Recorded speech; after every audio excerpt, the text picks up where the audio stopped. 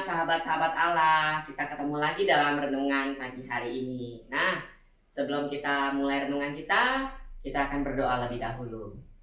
Bapa di surga, terima kasih Tuhan kalau Tuhan udah pimpin kami satu hari lagi yang baru Engkau berikan buat kami. Biar Tuhan, kami boleh menjadi berkat, menjadi saksi-Mu Bapa dalam kehidupan kami hari lepas hari, sehingga orang bisa melihat kehidupan kami dan kami juga boleh berjalan terus bersama dengan Engkau. Terima kasih Tuhan. Haleluya Yesus, amin. Shalom semua saudara-saudara sekalian, saudari sekalian. Hari ini saya mau kasih renungan yang saya beri judul Kenalkah Engkau Padaku? Oke. Nah, saudara-saudara, saya mau cerita sepotong sedikit. Jadi ceritanya beberapa minggu yang lalu pas hari Minggu, Jojos kan dengar sekolah minggu ya, dia dengar sekolah minggu. Terus ada ayat hafalan, selalu kan kita harus menghafal ayat hafalan anak-anak itu. Nah saudara, saya bilang sama Jos, kita hafalin ayat hafalan ya, jangan mami yang spelling terus gitu. Jadi jangan kamu ikut, mami ngomong kamu ikut gitu, tapi kamu belajar menghafal. Karena sebenarnya dari Jos waktu dia masih kecil, kita memang udah ajarin dia hafalin ayat hafalan, cuma biasa itu temponya panjang waktunya. Kalau ini kan pendek, habis dengar firman Tuhan terus kita langsung mau hafalin ayat hafalan. Itu cuma pendek doang. Jadi dia minta mau hafalin pakai bahasa Inggris. Pakai bahasa Inggris itu tulisannya every word of God is pure. Bahasa Inggris ya.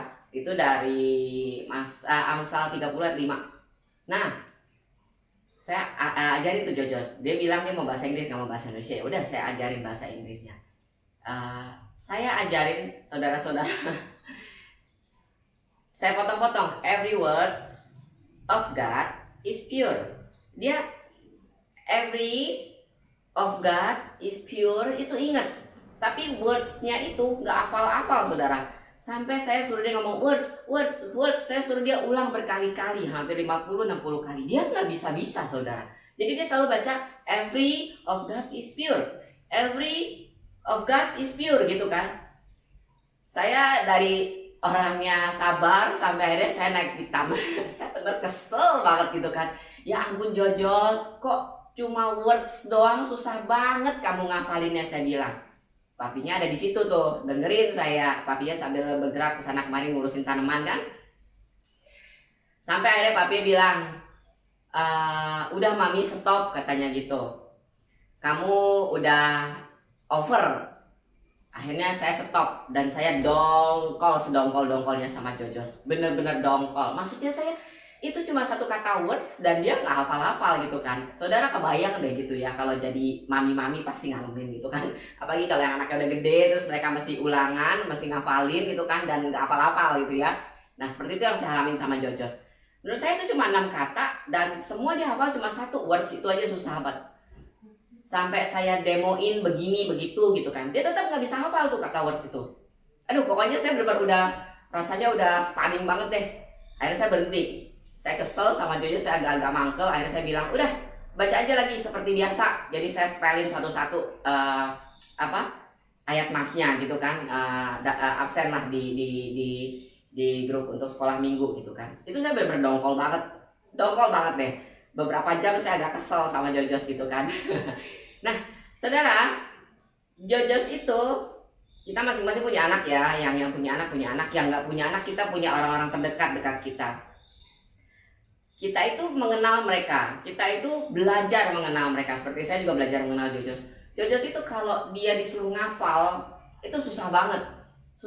Mungkin nanti dia lebih kuat di matematika, saya nggak tahu. Karena dia di matematika tambah-tambah itu belajarnya gampang gitu kan. Nah tapi kalau suruh dia ngafal itu setengah mati. Saya tuh ngajarin dia, kalau biasa kita baca ayat hafalan itu setiap malam atau setiap ada kesempatan kita ngomongin. Nah lama-lama karena dia ngulang terus, dia jadi hafal gitu. Tapi waktunya butuh lama, nggak bisa 1-2 jam gitu dia hafal gitu istilahnya. Itu yang saya lihat dari Jojos. Nah banyak hal yang kita belajar, saya belajar ya dari Jojos karena dia kan masih kecil. Jadi menggali sebenarnya potensi dia itu apa, bagaimana cara dia begini begitu gitu kan, dia tipe yang seperti apa gitu kan, gimana cara ngajar dia belajar sementara dia nggak bisa duduk diem gitu. Jangankan setengah jam ya, 10 menit aja suruh duduk diem nggak bisa gitu. Nah itu kita nggak bisa tuh nyamain, saya nggak bisa nyamain cara Jojos belajar dengan cara anak saudaranya Iyo atau anak teman saya yang wow dia bisa baca Alkitab padahal umurnya belum nyampe 3 gitu kan, dan dia menghafal satu perikop pendek ayat Alkitab. Ngiri sih pingin anaknya kayak gitu, tapi ya nggak bisa, Jojos is Jojos gitu kan, anak teman saya dia punya kelebihan dan kekurangan masing-masing. Nah disitulah kita belajar untuk mengenal anak kita. Saya belajar untuk mengenal Jojos ya kan, saya belajar untuk mengenal Jovanka anak saya. Nah begitu juga saya belajar untuk mengenal suami saya, mengenal orang-orang di lingkungan sekitar saya gitu kan. Nah kita tuh harus belajar mengenal orang-orang sekeliling kita. Kenapa? Supaya kita bisa dekat sama mereka.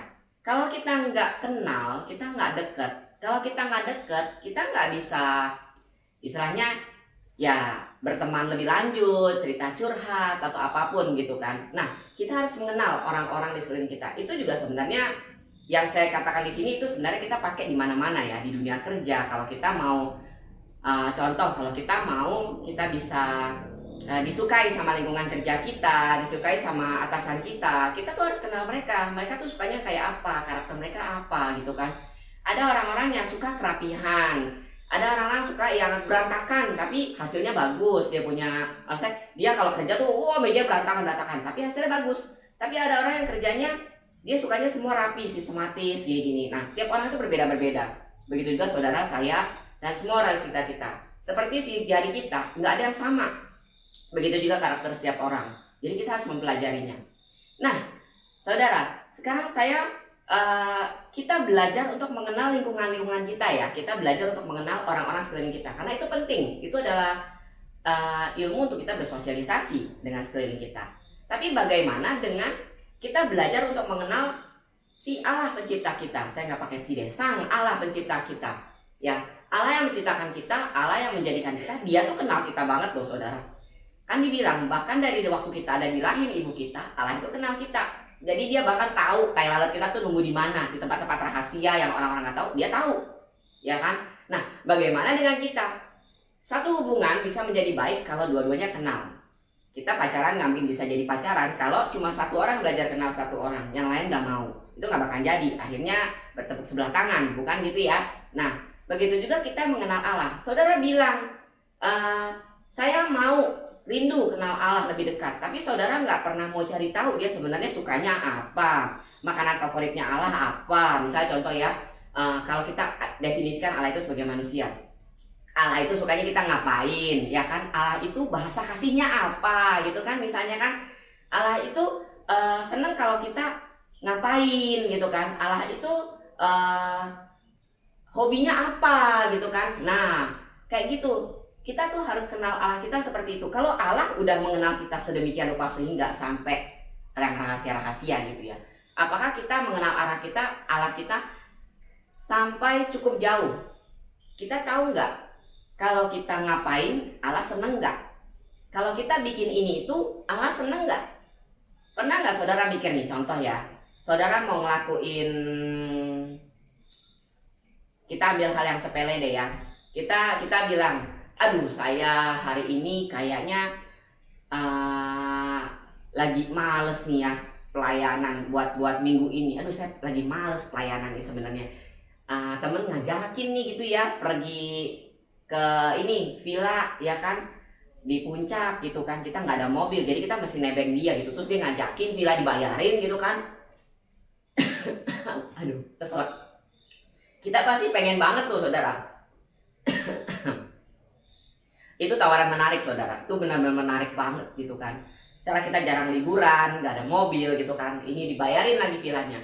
Nah tapi kalau kita bisa menentukan prioritas kita, sebenarnya pilihannya kita harus milih ikut ke villa atau kita ke gereja dulu gitu kan. Kita ke gereja gitu, cari Tuhan gitu kan, misalnya contoh seperti itu. Nah saudara harusnya bisa mikir tuh, kira-kira kalau Tuhan bakalan seneng saya yang mana ya? Dia bakalan seneng saya ibadah atau dia lebih senang saya pergi ke puncak gitu kan. Nah, saudara, kalau saudara kenal Tuhan, maka saudara nggak akan bingung untuk memilih yang terbaik di antara yang ada, ya kan? Karena saudara kenal Tuhan. Oh oke, saya ke gereja dulu. Kita bisa coba ngomong sama teman saya, sorry nih, gue mau ibadah dulu gitu kan. Kelar-kelar jam 10 lah gitu ya. Lu mau nggak nungguin gue? Habis itu baru kita jalan ke puncak gitu kan. Kalau memang kita memprioritaskan Tuhan pada saat itu, karena kita mengenal Tuhan kita, masa sih saudara Tuhan nggak bukain jalan buat kita? Atau nanti diajak kita dengan pertemuan-pertemuan yang lain yang lebih keren gitu kan istilahnya. Nah saudara harus mengenal Allah kita. Kita harus belajar mengenal Allah kita. Seperti kita belajar mengenal orang-orang sekeliling kita yang kita kasihi, ya kan? Nah, Allah itu memberikan orang-orang yang kita kasih di sekeliling kita, tujuannya juga supaya kita itu bisa mengasihi Allah dan mengenal Allah seperti kita mengenal orang-orang yang kita kasih di sekeliling kita, ya. Nah, saudara-saudara, teman-teman, semua kita belajar yuk untuk mengenal Allah kita. Sebenarnya Allah itu sukanya apa? Gimana cara kita, kalau kasarnya ya, ngerayu Allah supaya Allah tuh happy gitu sama kita, supaya kita tuh bisa jadi anak kesayangan Allah. Supaya kalau kita minta apa aja ya, istilahnya ya gitu, kita minta apa aja Allah kasih gitu kan. Karena ya dia tahu kita kenal dia gitu, kita tahu gitu loh gimana caranya Allah tuh suka kalau dipijitin misalnya gitu ya. Kalau dipijitin terus kita bisa ngomong, Allah saya mau minta ini dong, mau minta apa, beliin handphone baru, handphone yang ini udah jelek banget gitu kan, tapi saya nggak ada duitnya, tolonglah Bapak gimana gitu kan. Nah seperti itu saudara-saudara, Allah itu suka loh disenengin. Sama seperti saudara juga suka disenengin sama orang lain, sama anak-anak saudara, atau sama teman-teman saudara, suami, istri, orang tua, dan kawan-kawan ya. Dan begitu juga Allah. Nah, begitu aja renungan yang saya mau berikan. Saya akan memberi sebuah ayat dari Yesaya 52 ayat 6. Begini firman Tuhan, sebab itu umatku akan mengenal namaku, dan pada waktu itu mereka akan mengerti bahwa akulah dia yang berbicara, ya aku. Nah saudara, ini satu pertanyaan yang menarik. Kalau Tuhan ngomong sama saudara, saudara tahu nggak itu suara Tuhan? Atau saudara masih bingung, ini suara siapa ya? Suara Tuhan, suara hati saya, suara siapa gitu loh. Lah gimana saudara bisa kenal Tuhan kalau saudara nggak kenal sama, nggak pernah bergaul sama Tuhan? Ya, saudara nggak kenal sama suaranya. Nah begitu juga kita harus belajar untuk mengenal Allah. Ya udah. Renungan saya sampai di sini. Kita akan berdoa. Yuk.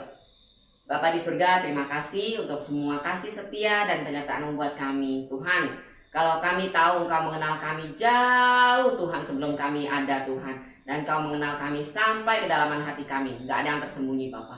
Ajar kami untuk bisa mengenal Engkau juga Tuhan. Di dalam keseharian kami belajar untuk mau mengenal Engkau, supaya kami bisa mengasihi Engkau lebih lagi dan Engkau bisa mengasihi kami Tuhan. Bapa, biar kami Tuhan mau terus Tuhan menggali Tuhan apa yang menjadi kesukaan-Mu, sehingga kami bisa menjadi anak-anak kesayangan-Mu. Terima kasih Tuhan, segala kami bagi nama-Mu, Haleluya Yesus, amin. Bye, Tuhan Yesus memberkati.